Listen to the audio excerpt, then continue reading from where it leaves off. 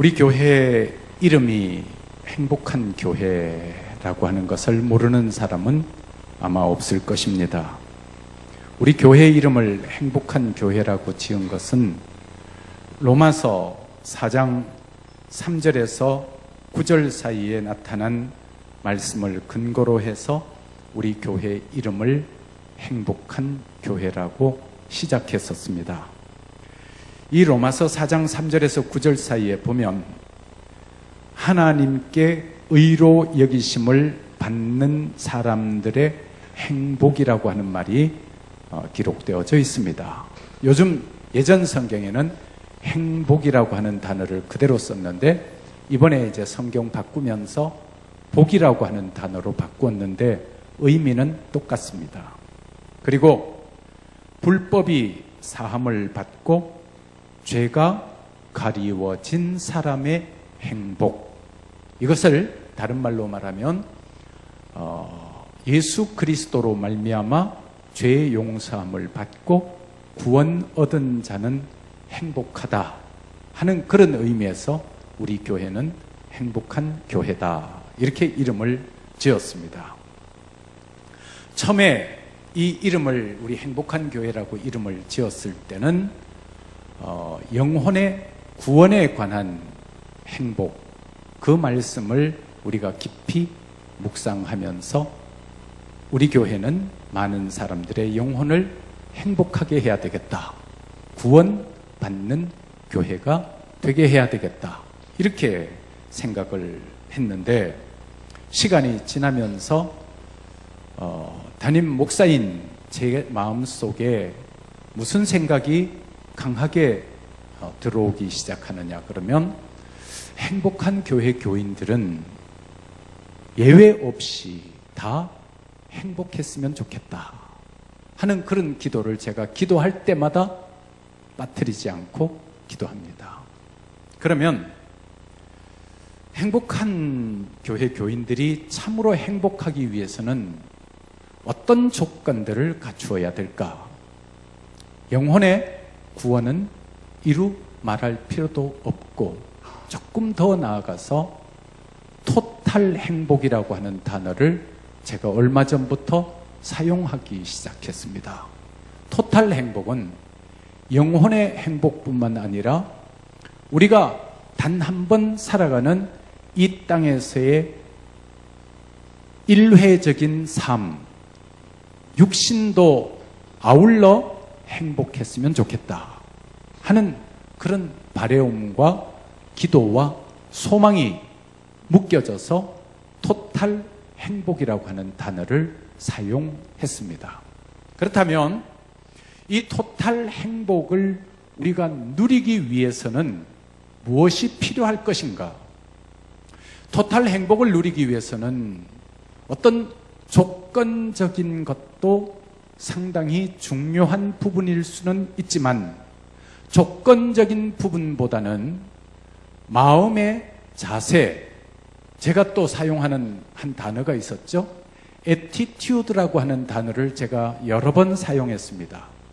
여러분들의 마음의 attitude, 마음의 자세가 어떠하냐에 따라서 사람들은 똑같은 환경에서도 행복할 수도 있고 불행할 수도 있다는 사실을 생각하게 되었습니다.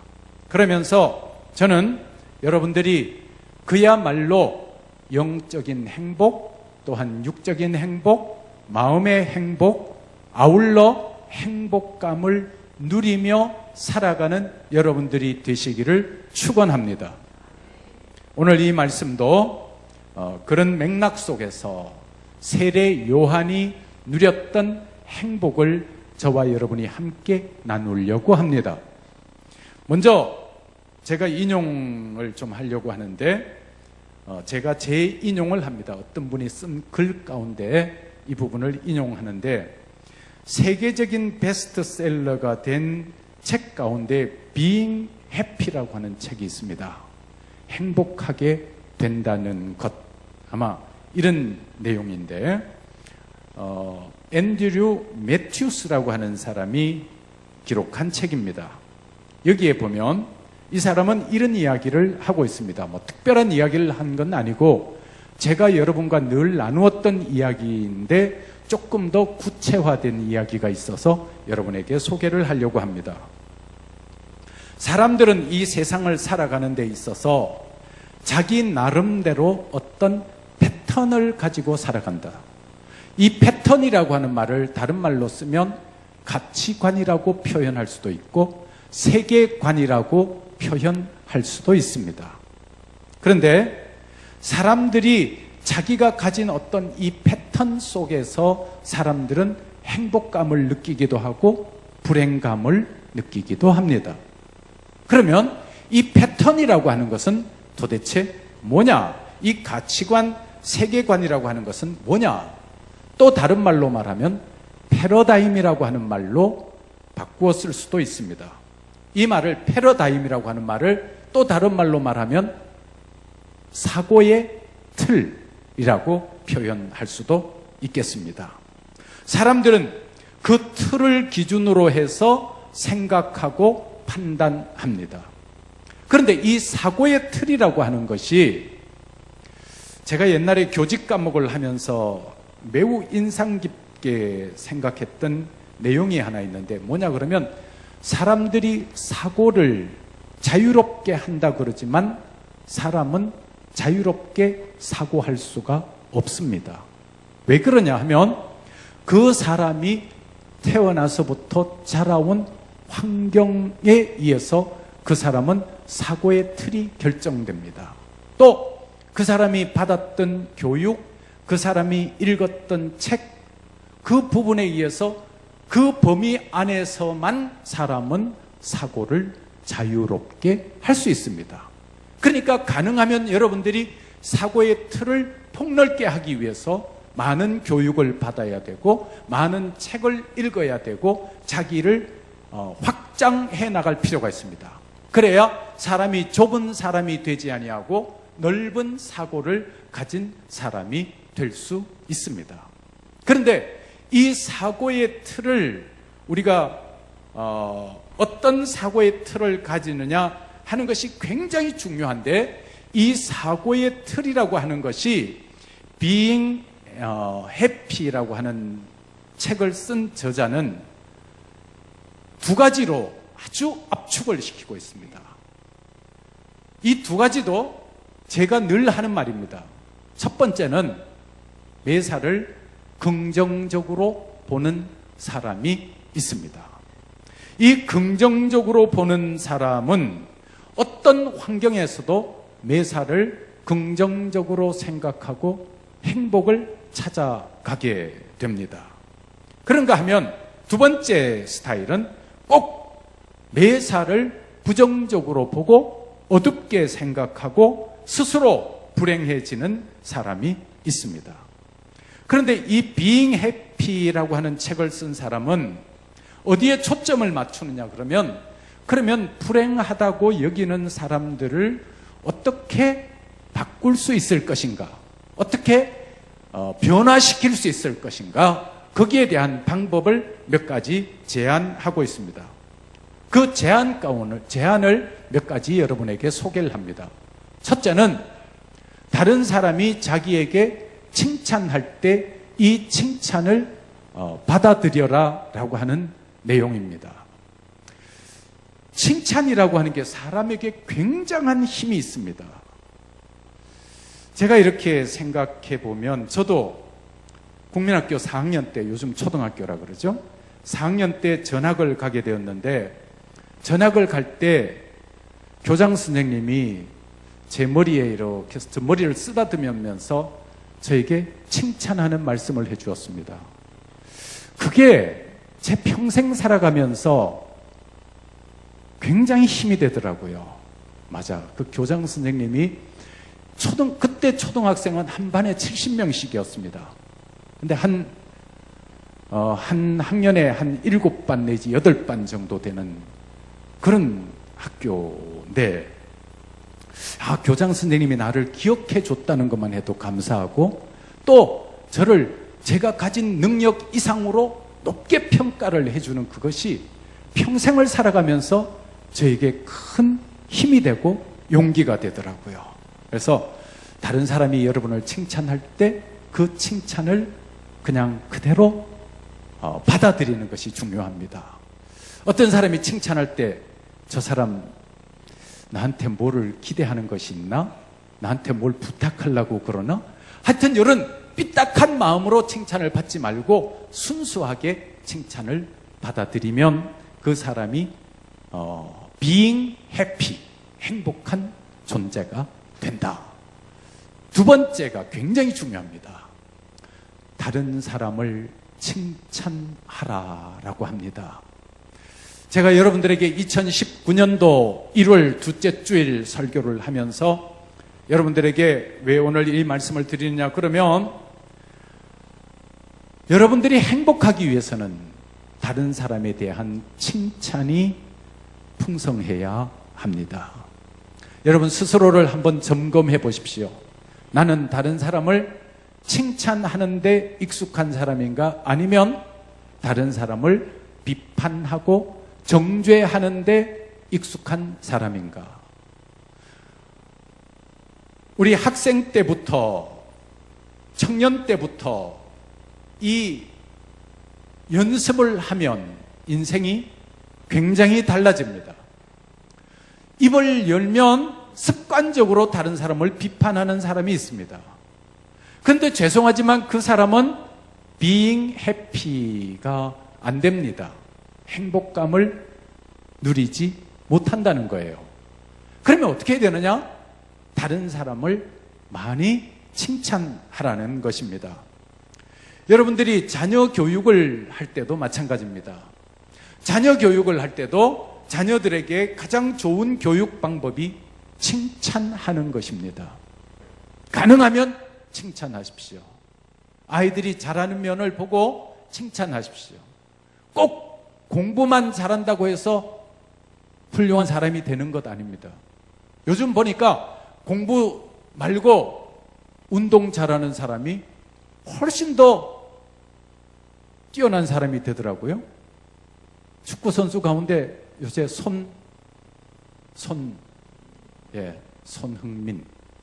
손흥민이라고 하는 선수, 뭐 얼마나 대단한 세계적인 스타가 됐잖아요. 얼마나 잘합니까? 그 사람은 공부하라 그러면 공부 잘 못합니다. 근데 운동에 있어서는 아주 잘할 수 있습니다. 꼭 사람은 획일화되어서 모든 사람이 다 공부를 해야 되는 건 아닙니다. 어떤 사람은 이것을 잘하고 어떤 사람은 이것을 잘하고 이것을 잘하고, 여러분이 여러분의 자녀들을 양육할 때 잘하는 면을 찾아서 칭찬해 주면 굉장히 그 아이는 발전적이 되고, 칭찬하는 부모도 마찬가지고 칭찬을 받는 아이도 마찬가지고 행복해집니다. 예전에 한동안 유행했던 책 가운데 칭찬은 고래도 춤추게 한다. 우리 교인 중에 한 분이 저에게 그 책을 선물로 했어요. 제가 그 책 원래 읽었지만 선물로 받고 다시 한 번 더 읽었습니다. 아, 칭찬이 참 필요한 것이구나. 부부 사이에 있어서도 서로 칭찬하는 훈련을 해야 됩니다. 부부 사이에 있어서도 어떤 사람은 칭찬하는 데는 지극히 인색합니다. 그리고 비판하는 데는 굉장히 민감합니다. 그 부부는 행복할 가능성이 별로 없습니다. 그리고 다른 사람에게 자기 자신을 이야기할 때 나는 죽겠다, 못 살겠다, 나는 불행하다, 이렇게 부정적인 이야기를 늘어놓지 말고 가능하면 밝은 모습으로 말을 하라는 것입니다. 또 밝은 모습으로 자기를 드러내라는 것입니다. 예를 들어서 저는 행복한 교회 목사이기 때문에 어디 가면 저는 행복하다고 자주 이야기를 합니다. 그러면 다른 목사님들이 저를 보고 뭐라 그런가 하면, 목사님이 늘 행복하다고 이야기하니까 목사님은 진짜 행복해지는 것 같습니다. 그런 이야기를 의외로 많이 듣습니다. 저를 가까이 아는 목사님들은 저를 보고 진짜 행복하다라고 이야기를 많이 합니다. 우리가 나는 행복한 사람이다, 나는 뭘 해도 하나님이 함께하는 사람이다, 나는 뭘 해도 분명히 잘 할 수 있다라고 하는 말을 의식적으로 할 필요가 있습니다. 그 다음에 이것도 상당히 중요한 부분인데 자기 자신과 자기가 하는 일을 분리해서 생각할 필요가 있습니다. 무슨 말이냐 그러면 여러분 중에 사업을 하는 사람이 있다고 합시다. 사업을 하다가 보면 잘 될 때도 있고 망할 때도 있습니다. 그러면 예를 들어서 사업이 망했다. 그러면 사업이 망한 겁니까? 그 사람이 망한 겁니까? 사업만 망한 겁니다. 그 사람은 망한 것 아닙니다. 그래서 사업이 망했다고 해서 내 인생 자체가 망한 것 아니다. 내가 하는 일과 나를 세퍼레이트, 분리해서 생각할 필요가 있다는 거예요. 예를 들어서 우리 고등학교 학생들이 대학 시험을 쳤습니다. 대학 시험을 치면 결과는 몇 가지로 나타납니까? 몇 가지로 나타나죠? 두 가지로 나타납니다. 합격과 불합격으로 나타납니다. 그러면 대학 시험에 불합격을 했다. 그것 때문에 내 인생이 끝난 것 아닙니다. 내 인생이 끝난 거 아닙니다. 나는 학교에 불합격을 했지만 내 인생이 불합격한 건 아닙니다. 내가 이번에 대학 시험에 떨어졌지만 내년도에는 다시 합격할 수가 있습니다. 내가 이 대학에는 불합격했지만 다른 대학에는 합격할 수 있습니다. 자기가 하는 일과 자기를 동일시할 필요가 없다는 것입니다. 거기에 운명을 걸 필요도 없습니다. 사업은 사업이고 나는 납니다. 대학은 대학이고 나는 납니다. 꼭 인류대학 간 사람만 성공하는 것이 아니고 지방대학 나와서도 성공한 사람이 얼마나 많고 또 조금 미치지 못하는 대학에 들어간 사람 가운데도 인생을 행복하게 사는 사람은 매우 많습니다. 또한 여러분이 행복한 삶을 살기 위해서 중요한 팁이 하나 있습니다. 이 Being Happy라고 하는 책에서 나온 이야기입니다. 무슨 이야기냐 그러면 다른 사람에게 대접받고자 하는 대로 자기를 표현하라는 것입니다. 아주 쉽게 제가 예를 들겠습니다. 부부가 결혼해서 함께 가정을 누리고 삽니다. 그런데 결혼한 사람에게는 무슨 날이 있겠죠? 결혼 날짜가 있겠고 또 사람이 태어났으니까 뭐가 있습니까? 생일이 있습니다. 그런데 조금 사람이 잘못된 사람은 무슨 생각을 하는가 하면 부인이 이렇게 생각합니다. 야, 2월 달에 결혼 기념일인데 남편이 요거 기억하나 못하나 두고 보자. 그리고는 그 결혼 기념일 때까지 한마디도 안 합니다. 그랬다가 결혼 기념일을 모르고 남편이 지나가면 바가지를 긁기 시작합니다. 아니 세상에 잊을 게 따로 있지 결혼 기념일을 잊어버리느냐, 아니 잊을 게 따로 있지 내 생일을 잊어버리느냐, 그러고 바가지를 긁기 시작하면 그 가정은 행복이 깨어진다는 거예요. 그러면 어떻게 해야 되느냐? 지혜로운 여인은 이렇게 한다는 거예요.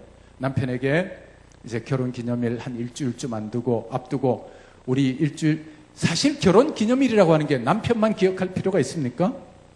남편도 아내도 같이 만나서 결혼한 거지 결혼 기념일이잖아요. 그러면 서로 기억하면 되는 거예요. 그래서 남편이 일하느라고 바빠서 기억 못하면 남편에게 우리 한 일주일 있으면 결혼 기념일인데 우리 이번 결혼 기념일에는 어떻게 지낼까? 우리 이번 결혼 기념일에는 뭘 하면서 멋있게 지낼까? 맛있는 외식을 할까? 뭐 아니면 어떤 여행을 할까? 이렇게 미리 이야기를 하면 그 남편도 그 결혼 기념일에 대한 관심을 가지게 되고 그날을 해피하게 보낼 수 있다는 거예요. 그런데 해피하게 보내야 되는 게 결혼 기념일인데 그날을 기억하나 못하나 두고 보자 그러고 입을 딱 제크를 딱 잠그고 두고 보자 그랬다가 부부싸움을 한 달 하는 사람이 있다. 더 독한 사람은 한 달 열흘까지 간다는 거예요. 아주 독한 사람은 한 달 15일까지 간다는 거예요. 그러면 그 사이에 얼마나 부부 사이가 멀어질 수 있겠냐는 거예요. 그래서 남에게 대접을 받고자 하는 대로 미리 자기가 자기 스스로를 이야기하라는 것입니다. 그러면서 솔직하고 또 자유롭게 할 수 있는 길이 being happy, 행복해지는 방법이다. 그럽니다. 또 가장 중요한 것은 사람이 살아가는 데 있어서 정말 행복한 것은 기쁨이라는 거예요. 기뻐하며 사는 것. 여러분 성경에 보면 뭐라 그럽니까? 항상 기뻐하라, 쉬지 말고 기도하라, 범사에 감사하라. 이는 그리스도 예수 안에서 너희를 향하신 하나님의 뜻이니라. 빌립보서에 보면 기뻐하라, 기뻐하라, 기뻐하라, 기뻐하라, 내가 다시 말하노니 기뻐하라 라고 말합니다. 기쁨이 인생을 행복하게 만듭니다. 여러분 2019년도 여러분들의 삶이 기쁨으로 가득하기를 바랍니다. 인생이라고 하는 것은 어떤 의미에서 행복하게 살 수도 있고 불행하게 살 수도 있습니다. 행복한 사람은 행복을 선택했기 때문에 행복하고 불행한 사람은 불행을 선택했기 때문에 불행하게 살 수밖에 없습니다. 그렇다면 많은 사람들이 행복을 외부적인 환경과 조건에서 찾으려고 하는데 혹은 어떤 사람은 행복을 항상 미래에서만 찾습니다. 오늘은 불행하지만 내일은 행복할 것이다. 그 사람은 끝까지 행복할 수가 없습니다. 오늘 이 시간, 이 자리에서부터 행복하고 행복을 선택하시기를 바랍니다. 그런데 행복에 있어서 가장 중요한 요소가 뭐냐 그러면 기쁨이라는 거예요. 여러분 행복이라고 하는 게 별거 아니에요. 기뻐하고 사는 게 행복입니다. 할렐루야. 여러분들은 지금 오늘 이 순간부터 기뻐하고 행복하게 사시기를 바랍니다. 이 기쁨이라고 하는 것, 이것은 뭐와 연결이 되는가 하면 웃음과 연결됩니다. 가능하면 여러분들이 웃고 살기를 축원합니다. 제가 예전에 한번 했던 이야기를 한 번 더 반복하려고 합니다. 세러데이 리뷰의 편집장이었던 로만 커즌의 이야기를 다시 한번 이야기하려고 합니다. 이 사람은 유명한 잡지사의 편집장으로서 스트레스 때문에 병이 걸렸습니다. 병원에 갔더니 강직성 척추염이라고 하는 불치병 진단을 받습니다. 골반에서부터 염증이 시작되어 척추로 번져서 결국은 등이 굽어버리는 류머티스 질환입니다. 그래서 이 사람은 병원에 가니까 특별한 치료 방법이 없다는 거예요. 그래서 이 사람이 자기를 돌아봅니다. 내가 왜 이렇게 됐을까? 그랬더니 자기가 편집장을 하면서 늘 긴장 가운데 살았고 늘 화내면서 살았고 늘 짜증내면서 살았다는 생각이 들었습니다. 그래서 이 사람이 자기 스스로 내가 이제는 스트레스 받지 않고 웃으면서 살리라, 기뻐하면서 살리라, 이런 생각을 합니다. 성경에도 항상 기뻐하라 그랬으니까 내가 기뻐하며 살겠다라고 결심을 합니다. 그리고는 이 사람은 코미디 프로를 보기 시작하고 또 몰래 카메라 비디오를 빌려보면서 웃고 또 웃기 시작했습니다. 그랬더니 이상한 일이 일어났습니다. 류머티스 질환이라는 게 진통제를 달고 삽니다. 그런데 몇 시간을 활짝 웃었더니 그날 밤에는 진통제를 먹지 않고 잠을 잘 수가 있었습니다. 그리고 점점 놀랍게도 몸이 회복이 되는 것이었습니다. 그래서 이 사람이 6개월 지난 뒤에 다시 세러데이 리뷰의 편집장으로 복귀할 수가 있었습니다. 그래서 이 사람이 쓴 책이 웃음의 치유력이라고 하는 책으로 우리나라에도 번역이 되어 있고 세계적으로 아주 유명한 베스트셀러가 됐습니다. 여러분 가능하면 이 책 한번 사서 보시면 매우 좋을 것 같습니다. 그리고 미국의 데이비드 제이콥슨이라고 하는 사람이 있는데 이 사람도 20년 전에 류머티스 관절염이라고 하는 진단을 받았습니다. 온 몸이 다 아프고 성한 곳이 없습니다. 근데 이 사람이 의식적으로 역시 웃기 시작했습니다. 그러면서 놀라운 변화가 일어나기 시작했는데 다시 걸을 수가 있게 되었고, 얼마 전에는 자전거 대회에서 은메달을 따게 되었습니다. 그래서 세상 사람들 사이에서도 이 웃음의 치료학이라고 하는 것이 요즘 의사들 사이에서도 아주 중요한 토픽으로 떠오르고 있습니다. 웃으면 위도 좋아지고 웃으면 모든 오장육부가 다 튼튼해진다는 것입니다. 하나님께서 그것을 아시고 하나님의 백성인 저와 여러분을 향하여 웃고 살라라고 말씀하시면서 기뻐하라라고 말씀하시는 것입니다. 오늘 요한복음 3장 이 본문에 보면 세례 요한이 어떤 삶을 살았느냐 하는 모습이 나타납니다. 행복을 생각하는 목사의 눈에 이 세례 요한은 굉장히 행복한 삶을 사는 사람으로 나타나 있습니다. 왜 그러냐 그러면 오늘 이 말씀에 보면 세례 요한이 세례를 베풀고 있었습니다. 세례 요한은 예수님보다 먼저 나와서 예수님을 준비시키던 사람이었습니다. 세례 요한이 가는 곳에 수많은 사람들이 몰려들기 시작했습니다. 그래서 세례 요한은 사람들에게 세례를 베풀고 있었습니다. 그런데 어느 날 사람들이 모이지 않습니다. 더 이상 사람들이 오지 않습니다. 그때 세례 요한의 제자들이 요한에게 이렇게 이야기합니다. 요한복음 3장 26절입니다. 그들이 요한에게 가서 이르되, 그 다음 뭐라 그러죠? 랍비여, 선생님과 함께 요단강 저편에 있더니 곧 선생님이 증언하시던 이가 세례를 베풀매, 그 다음에 뭐라고 되어 있어요? 사람이 다 그에게로 가더이다. 자, 세례 요한에게 몰려들던 사람들이 다라고 하는 단어가 있습니다. 다 누구에게 가버려요? 예수님에게 갔습니다. 그러면 보통 인간적인 생각으로는 무슨 생각이 드느냐 그러면, 아니 세상에 어떻게 이럴 수 있냐, 화가 머리 꼭대기까지 미칠 수 있습니다. 뭐 때문에? 질투심 때문에. 질투심 때문에. 그런데 제가 성경을 보면서 깜짝 놀란 것은 세례 요한이 이 말을 듣고 질투했다는 기사가 나오지 않는 것이 저는 깜짝 놀랐습니다. 질투했다는 기사 대신에 세례 요한은 뭐라고 이야기하는가 하면 이렇게 이야기합니다. 27절 말씀에 보면 요한이 대답하여 이르되 만일 하늘에서 주신 바 아니면 사람이 아무것도 받을 수 없느니라.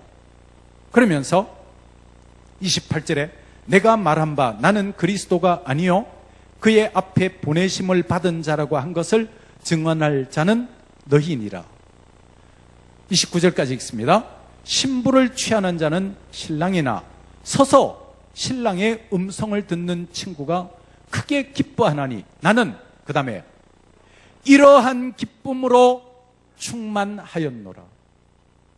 이러한 상황에서 요한이 뭐라고 이야기하는가 하면 세례 요한이 나는 기쁨이 충만하다. 나는 지금 나에게 오던 수많은 사람들이 예수님에게 갔다. 그런데 나는 기쁨이 충만하다. 어떻게 이렇게 될 수 있었을까? 중요한 것은 질투심의 문제를 세례 요한은 철저하게 해결했다는 사실입니다. 여러분, 질투심이라고 하는 것은 사람을 파괴시키는 굉장히 무서운 질병이 질투심입니다. 예일대학의 심리학 교수인 살로비 박사라고 하는 분이 미국 범죄의 20%가 질투 때문에 생긴다라고 진단했습니다. 질투는 무서운 범죄 행위의 요인이 됩니다. 질투로 인하여 살인이 일어나고 질투로 인하여 폭행이 일어납니다. 얼마 전에 우리나라에서 일어난 이야기입니다. 요즘은 남녀가 사귀는데 남친이라 그러고 여친이라 그러더라고요.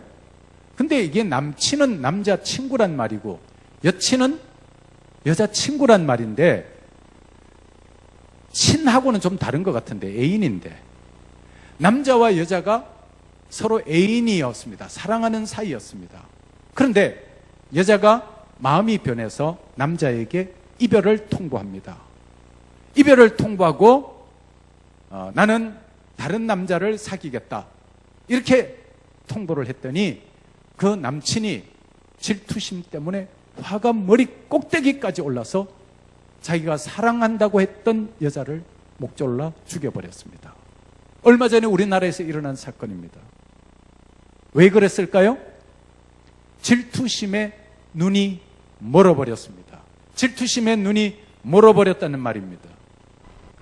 그런데 이 질투의 특성 중에 하나는 가까운 사람에게 질투한다는 것입니다. 얼마 전에 미국에서 그 복권에 당첨된 사람 이야기가 기사를 통해 났습니다.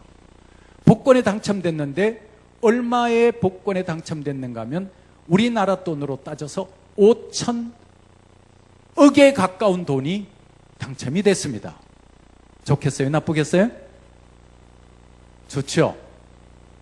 그런데 여러분 이 기사를 보고 배가 아파가지고 잠을 못 잔 분이 있습니까? 없습니까?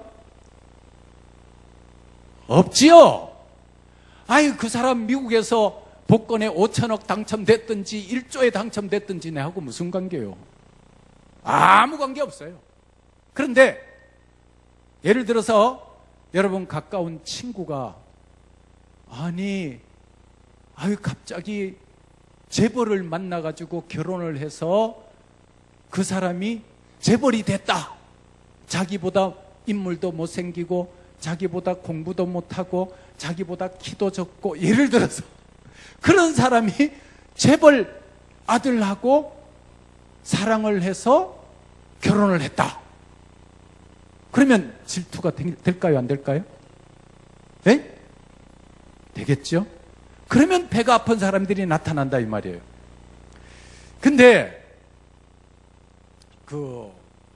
제 친구 목사님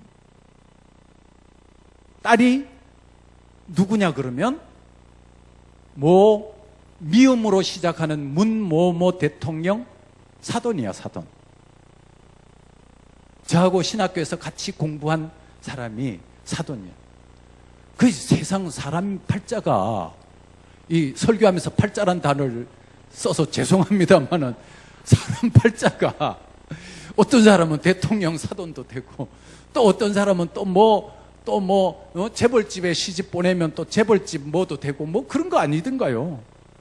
사람들이 가까운 사람 사이에서는 질투가 일어난다는 거예요. 근데 더 중요한 것은 부부, 애인, 친구 관계에서 이 질투가 일어나면 이 질투가 무섭게 질병의 형상으로 나타난다는 거예요. 파괴시킨다는 거예요. 파괴시킨다는 거예요. 제가 오래전에 알던 사람 이야기니까 괜찮은 것 같은데 남자가 47살까지 장가를 못 갔습니다.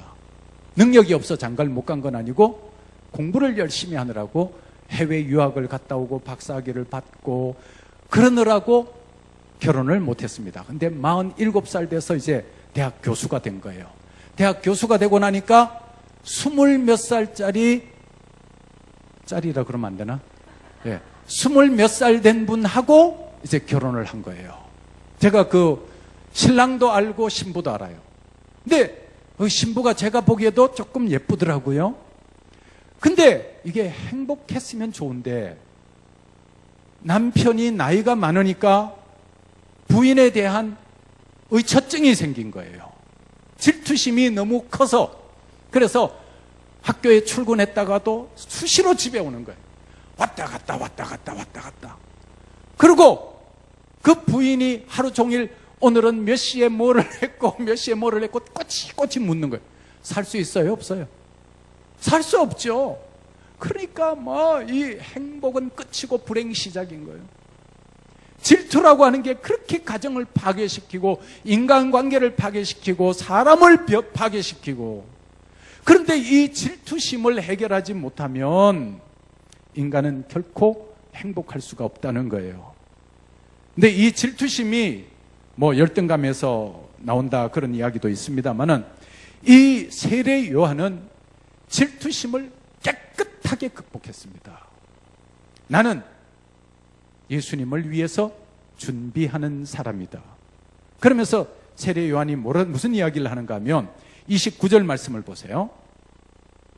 29절에 보면 뭐라고 이야기하는가 하면 신부를 취하는 자는 신랑이나 서서 신랑의 음성을 듣는 친구가 크게 기뻐하나니 나는 이러한 기쁨으로 충만하였노라. 유대인 관습에 의하면 결혼식을 할 때, 우리나라는 결혼식 할 때 신부를 누가 끌어갑니까? 아빠가 끌어갑니다. 아빠가 딴딴따단 속았구나 뭐 그런다 그러대. 예. 네. 그 딴따다단 하면서 탁 끌어가가지고 신랑한테다가 손을 탁 넘겨줍니다. 지금까지는 내가 보호하고 키워왔지만 이제는 자네에게 다 맡기노라. 그러고 딱 넘겨주잖아요. 그러고는 남자들이 그냥 슬퍼가지고 운대요. 전 안 울었습니다. 예. 결혼식 하기 전에는 울었지만 결혼식 나도 안 울었어요. 제가 안 울라고 결심을 하고 갔거든. 근데 유대 나라에서는 친구들이 이 신부를 끌어서 누구에게 딱 인계를 시키냐면 신랑에게 인계를 시킵니다. 신랑에게 인계를 시키고 나서 그러면 신랑과 신부가 만나니까 여기에 기쁨이 있고, 신랑의 친구들은 신랑과 신부가 만나는 것을 보면서 기쁨이 있고, 이게 뭐냐 그러면 다른 사람이 잘 되는 것을 보고 기뻐하는 기쁨. 여러분, 2019년도는 여러분들이 다른 사람이 잘 되는 것을 보고 진심으로 기뻐할 수 있는 그런 멘탈리티를 가질 수 있는 분들이 되시기를 축원합니다. 그 다음에 그게 being happy, 행복하게 되는 비결이라는 거예요. 그 다음에 한 가지가 또 있습니다. 뭐가 행복하냐 그러면 세례 요한이 이런 이야기를 합니다. 그는 흥하여야 되겠고 나는 쇠하여야 되겠다. 이게 뭐냐 그러면 겸손한 자가 누리는 행복입니다. 여러분, 세상 살아가면서 내가 다른 사람보다 잘났다, 내가 다른 사람보다 높다, 내가 다른 사람보다 뛰어난 사람이다, 이런 생각을 가지고 살면 일생을 행복하지 못하다는 거예요. 일생을 행복하지 못하다는 거예요. 그런데 반대로 다른 사람이 나보다 다 훌륭한 사람인데 어쩌다가 내가 이만한 이렇게 지위를 누리게 되었습니다 하고 겸손한 마음을 누리는 사람은 행복하다는 거예요. 그래서 세례 요한이 사람들이 전부 다 예수님에게 다 갑니다. 그랬더니 하늘에서 주신 그것이 아니면 그 사람에게 못 간다. 다 그 사람에게 가는 것은 하나님의 뜻이 있는 것이다. 그러면서 나는 그를 인하여 그에게 인도하는 것으로 인하여 기뻐하고 그는 흥하여야 되겠고 나는 쇠하여야 되겠다. 여기에서 겸손을 잃지 않습니다. 여러분들이 일생을 행복하게 사는 비결, 겸손을 잃지 않고 살아가시기를 축원합니다. 겸손을 잃지 않으면 행복합니다. 행복합니다. 겸손을 잃지 않으면 마음속에 기쁨이 있습니다. 할렐루야. 그래서 제가 성경을 읽으면서 깜짝 놀란 것 가운데 하나가 세례 요한이 이 상황이 다 제자들이 예수님에게 가버립니다. 사람들이 이제는 당신을 기억도 안 합니다. 그런데도 세례 요한이 나는 기쁨이 충만합니다. 나는 행복합니다. 이 말이거든요. 여러분, 금년도에 저는 행복한 교회 교인들이 기쁨이 충만하기를 축원합니다. 기쁨이 충만하기 위해서는 다른 사람이 잘 되는 것을 기뻐하십시오. 그리고 여러분들이 가능하면 겸손한 자세를 잃지 아니하고 하나님 앞에서 금년 한 해를 겸손하게 살면 여러분들에게 행복이 넘칩니다. 한마디 더 하고 마칩니다. 사람이요, 옛날에 어른들이 그런 이야기를 했어요. 사람 위에 사람 없고 사람 밑에 사람 없다. 그런 이야기 하셨는데 저는 그 말이 무슨 말인지 몰랐어요. 그런데 제가 뼈저리게 느낀 것 가운데 하나가 며칠 전에도 병원을 좀 다녀왔습니다만은 병원에서 제일 부러웠던 사람이 이송요원이라고, 환자 옮겨주는 사람. 그 사람이 그렇게 부럽더라고요. 왜? 그 사람들은 건강하잖아요. 건강하잖아요. 사람이요, 교만할 거리가 없습니다. 사람은 다 똑같습니다. 금년 한 해 다른 사람 무시하지 말고 다른 사람을 인정하고 다른 사람을 자기보다 어떻게 얘기라고 그랬어요? 낮게? 비슷한데, 그죠? 지우시냐 시오시냐. 한번 따라 합시다. 옆에 계신 분한테 이렇게 따라하는 대신에 옆에 계신 분한테 이렇게 이야기합시다. 당신은 저보다 훌륭하십니다. 시작. 예. 그런 마음을 가지고 한 해를 살아가면 우리 속에 있는 기쁨을 빼앗기지 않는다는 거예요. 그리고 우리가 기뻐하고 살면 몸도 마음도 영혼도 건강하게 됩니다. 여러분에게 하는 설교에 앞서서 저 스스로에게 뼈저리게 하는 설교입니다. 저는 기뻐하지 않으면 살 수 없는 사람입니다. 제가 한순간이라도 고민하고 좌절하고 절망하고 하면 저는 일어날 힘이 없는 사람입니다. 여러분이 저를 아시잖아요. 저의 약한 부분을 아시잖아요. 저 스스로를 살기 위해서 항상 나는 기뻐하리라, 기도하며 살리라, 감사하며 살리라. 2019년도에 우리 모두 참으로 다른 사람을 나보다 낫게 여기고 또 다른 사람을 위하여 칭찬하고 질투심으로부터 해방받고 겸손하게 행복하게 살아가는 우리 모두가 되시기를 축원합니다. 기도합시다.